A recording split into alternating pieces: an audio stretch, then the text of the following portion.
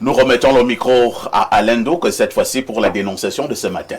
Bien, pour la dénonciation de ce matin, c'est un fait vécu par moi-même et que je tiens à porter à l'appréciation du public au travers de cette dénonciation. J'ai reçu une certaine somme d'argent et je tenais à m'inscrire dans une société de droits d'auteur cinématographique, etc.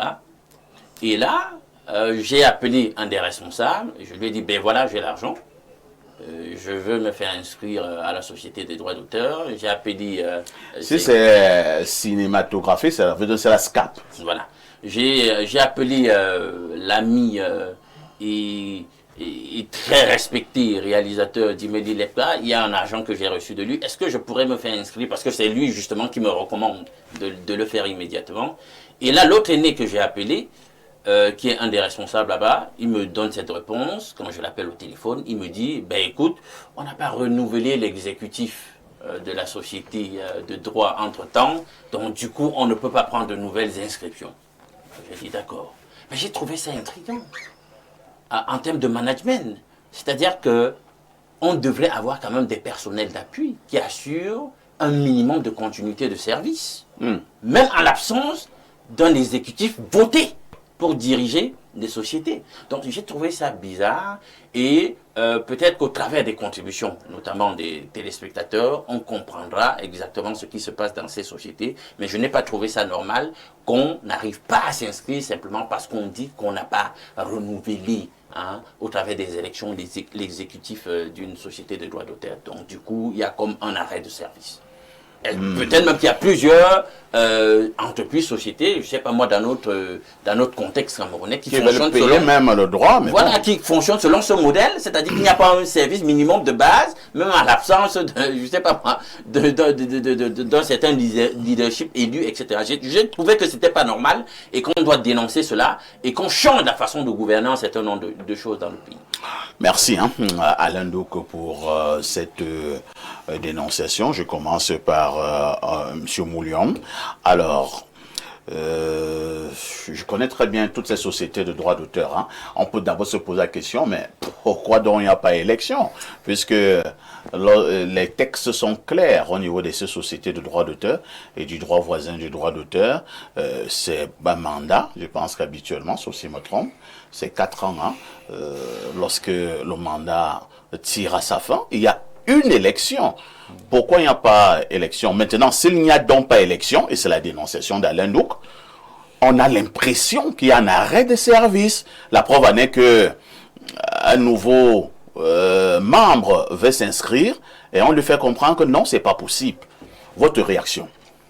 Bon, d'antan, lorsqu'on prend la dénonciation, on peut déjà détecter un problème de management, un problème fonctionnel à l'intérieur de cette organisation. Parce qu'en principe, dans toute organisation, même lorsqu'il doit y avoir une élection, il y a le principe de la continuité de service, que ce soit dans les services publics, que ce soit dans les organisations. Il y a un principe de continuité qui voudrait que même s'il y a une équipe dirigeante qui est en train de sortir, il y a quand même des gens qui doivent gérer les encours en attendant que l'élection soit organisée. Ça, c'est le principe. Mais nous avons quand même eu à observer dans notre environnement le fonctionnement de certaines organisations qui manquent souvent le personnel même d'appui en interne. Ça, c'est évident. Il y a des organisations où vous voyez que ce sont les membres exécutifs qui travaillent. Parfois parce que le fonctionnement sur le plan financier ne permet même pas de pouvoir s'offrir un personnel salarié permanent. Ça, c'est un problème réel dans notre environnement. Nous travaillons dans les organisations. Moi, je suis dans les organisations, je suis président des organisations également. Très souvent, vous allez voir des problèmes de management qui peuvent parfois ne même pas émaner du manager lui-même. Je pose un problème de contexte de gestion d'environnement qui peut faire en sorte que peut-être les moyens financiers peuvent limiter certaines choses. Mais de toute évidence, nous devons nous battre pour que les choses fonctionnent telles qu'elles devraient fonctionner normalement. Mais il faudrait déjà être en interne pour voir le fonctionnement de l'organisation et se prononcer pour savoir si exactement il y a pourquoi ce problème-là se pose et qu'est-ce qu'il faut comme solution. D'emblée, je ne peux pas me prononcer directement pour critiquer cette organisation tant que je ne connais pas le mode de fonctionnement en interne. Parce que sur le plan général, il y a le basique que toute organisation devrait avoir. Merci. Ibrahim, concernant justement, parlant de ces sociétés de droits d'auteur, on sait quand même que de ce côté, habituellement, ils disent qu'il n'y a pas de l'argent, ainsi de suite. Alors, voilà donc quelqu'un qui veut venir payer, c'est-à-dire veut venir donner de l'argent. On lui dit que non, tu ne peux pas donner de l'argent parce qu'il faut déjà renouveler l'exécutif. Est-ce que ça ne fait pas un peu villageois? Ça fait archaïque, je ne veux pas utiliser l'expression villageoise. Je préfère dire archaïque. Je vais conclure dans mon cerveau avec une analyse, mais j'ai besoin d'un élément. Alain, donc dis-moi, quelles sont les pièces ou le processus d'inscription? Tu remets quoi exactement quand tu veux t'inscrire? Il y a un certain nombre de pièces qui ne sont pas liées à... Non, je vais les connaître, donne-les-moi simplement. Moi, je ne les sais pas. Mais le problème, c'était donc aller pour qu'on vous renseigne. Si on vous dit, vous pouvez vous inscrire, on va vous dire apportez ci, apportez ça, etc. Mais là, on vous dit déjà d'entrée de jeu que ça ne le fait pas. C'est arrêté. Voilà. Ça veut dire que c'est un système de management qui repose sur un individu ou sur un groupe d'individus. C'est-à-dire, si ce groupe d'individus n'est pas là, rien ne peut fonctionner. Or, on ne peut pas avoir une vision véritablement à long terme d'une organisation sans établir un minimum de système. Il y a le minimum de personnes ressources qu'il faut, mais il y a un minimum de système. Par exemple, si aujourd'hui vous allez à l'OAPI ou vous voulez certifier une marque ou garder, protéger une œuvre, elle va vous dire, écoutez, la procédure est simple. Vous arrivez, vous prenez le numéro du compte bancaire de l'OAPI, vous faites le virement là-bas, vous venez avec une demande et le reçu du virement effectué à la banque et nous, on s'occupe du reste, on valide, c'est fini. Ils ne s'amusent pas avec l'argent qui pouvait ne pas venir ou qui pourrait venir. Normalement, j'aurais aimé qu'on me dise que, écoutez, notre organisation, elle est réglementée, elle a un compte bancaire, elle est structurée. Vous allez verser là-bas la somme 2 pour votre type de protection et vous apportez le reçu et votre demande tout simplement. Mais ce qui n'a pas été le cas dans ce cas de figure-là. Donc, je pense véritablement que ce n'est pas que cette organisation qui a ce problème, hein. Il y a des organisations qui sont paralysées parce que le DG n'est pas là. Le chef d'entreprise n'est pas là. Et que ça ne peut pas fonctionner. Ce type d'organisation-là ne survit pas dans le temps. Il faut arrêter de penser qu'on doit tout figer sur un homme. Il y a même, et ça c'est même quelque chose qui me fait rigoler, c'est tellement archaïque. Il y a des systèmes d'entreprise où je parle d'une grande entreprise, il n'y a pas plus tard que 2 à 3 jours, il y a une amie qui est dirigeante d'une entreprise qui me fait savoir que ça fait 2 mois ils n'ont pas de salaire parce que le monsieur qui doit les payer est hors du pays. Ça c'est pas la sorcellerie ça. On appelle ça comment? Donc, on est à rentrée. Je suis dans la dénonciation, on est dans la rentrée. Les gens doivent s'assumer. Ils doivent payer le loyer, ils doivent payer à manger, ils doivent envoyer les enfants à l'école. Et un monsieur, parce qu'il a voyagé, il a une mission. Et tout est arrêté. Tout est arrêté. Enfin, vous travaillez, mais l'argent ne passe pas. Est-ce que ça s'entend? Donc, il faut arrêter vraiment de centraliser le fonctionnement d'une organisation sur les individus et les mettre dans un système pour que les choses continuent à avancer. Oui, Joseph Zambo, c'est un peu curieux ce matin de savoir qu'on veut déposer de l'argent quelque part et on vous dit que non, c'est arrêté parce que il faut d'abord une nouvelle élection, il faut un nouvel exécutif et tout. Mais ce sont les mêmes sociétés qui disent qu'il n'y a pas de l'argent et de temps en temps qui embêtent les honnêtes citoyens qu'il faut payer le droit d'auteur, il faut payer le droit voisin, il faut payer ci, il faut payer ça. Oui, mais moi personnellement, je félicite Alain Ndouk d'avoir eu le courage d'aller quand même s'inscrire là-bas. Je ne sais pas si quelqu'un a déjà reçu quelque chose là-bas. À quoi ça sert même, je ne sais pas. Si quelqu'un a reçu quelque chose là-bas, comment? Vous dites les droits d'auteur, les droits voisins. Bien sûr, ils font souvent des répartitions, non? Et ça a fait quoi à qui? Comment ça? Non, je parle de ça personnellement parce que j'ai beaucoup fait du cinéma. Ah bon? Oui, j'ai beaucoup fait du cinéma. Vous êtes aussi un cinéaste. Ouais, je l'ai vu à TV5 Monde en train de jouer des séries. Alain Ndouk connaît. Alain Ndouk aussi, c'est un cinéaste. Ouais, moi je suis entouré des gens bizarres. Non, j'ai beaucoup fait du cinéma et je l'ai fait jusqu'à un niveau où je pense que un peu considérable. Oui, je n'avais plus à faire plus que ça. Je pouvais y faire une analyse dans le domaine. C'est décourageant. Je ne sais même pas. Attends un peu. Tu as joué quel rôle dans ton cinéma? Alors, est-ce qu'il y avait par exemple dans de rôle, tu étais avec une fille dans la chambre?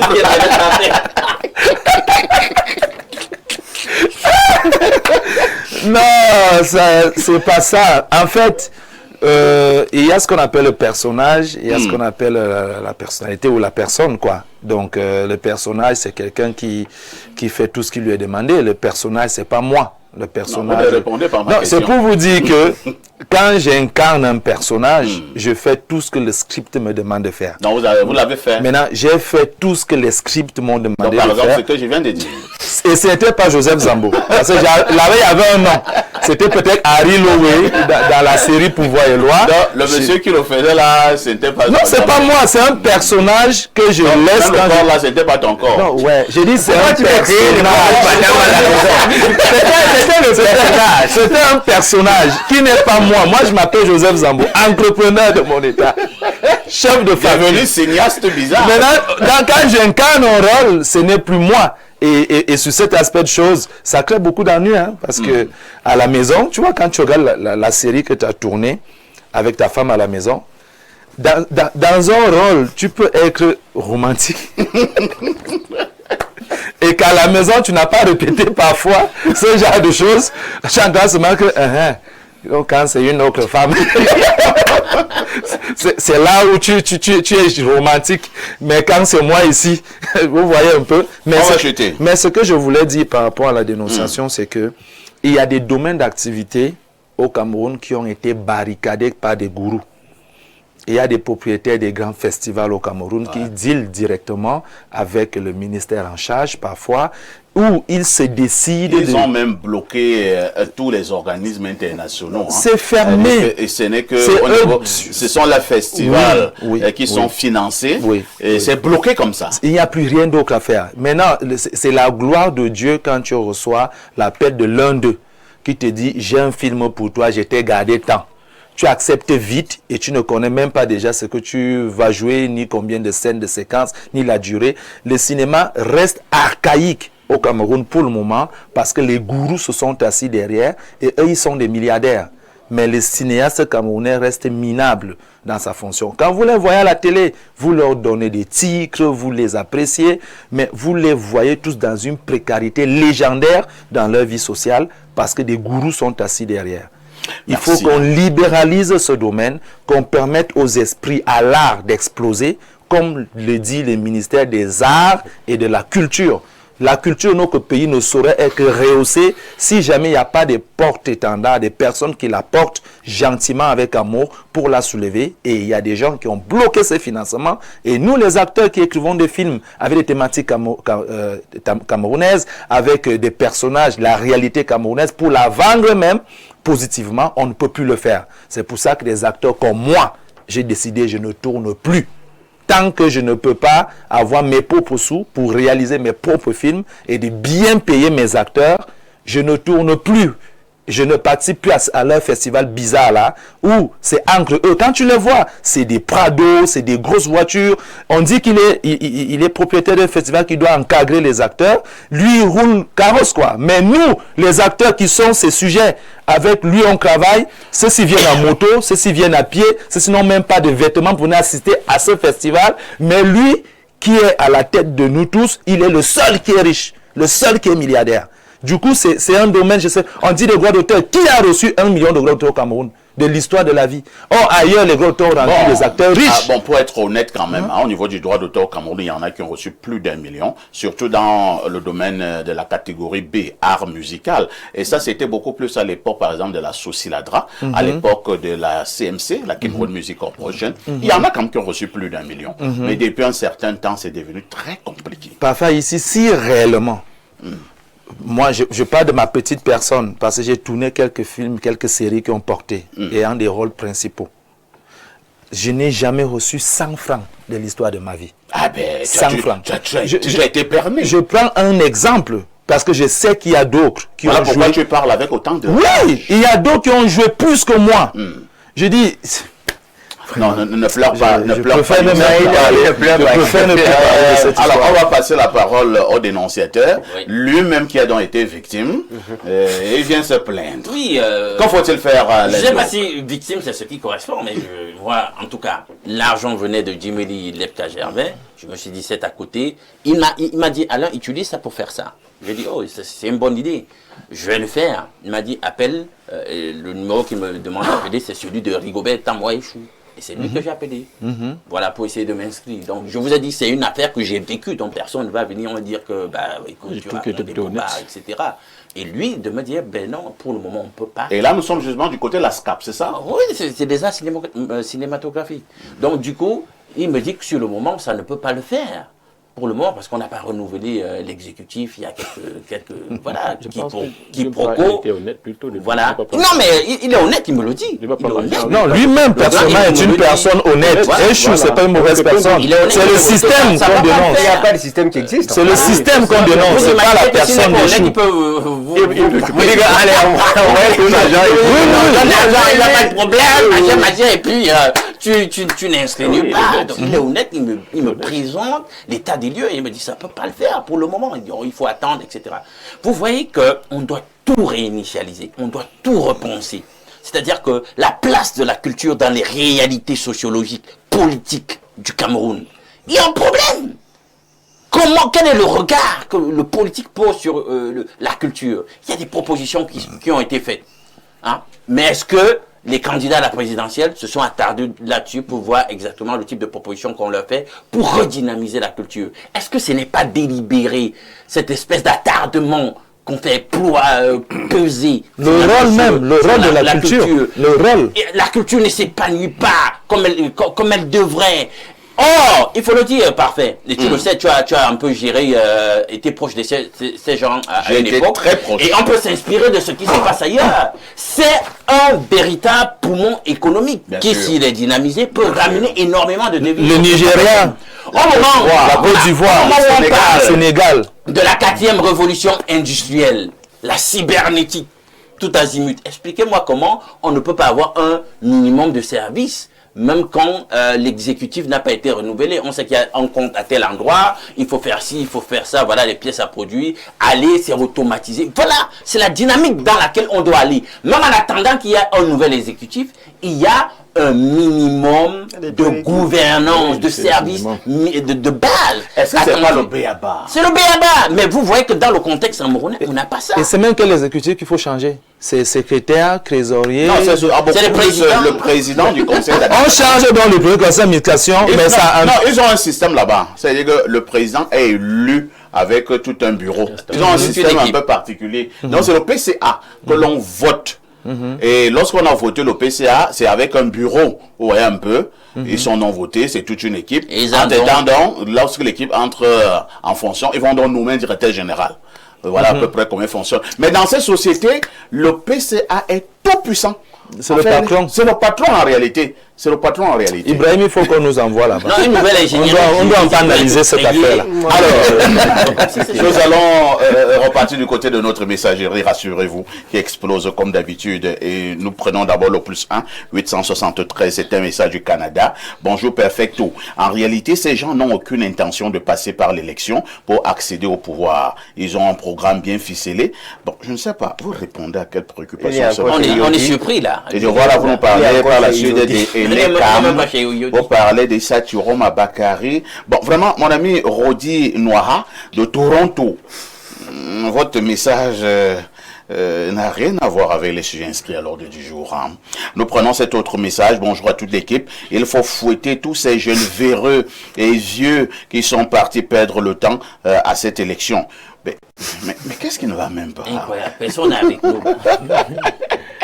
Qu'est-ce qui ne va pas? Vous voulez tellement parler de cette affaire. Je pense qu'il y a un souci avec ma messagerie ce matin. Nous allons d'abord prendre une touche pause et mon réalisateur viendra faire le nécessaire pour que nous soyons en osmose avec ceux qui nous regardent. À tout de suite pour la suite.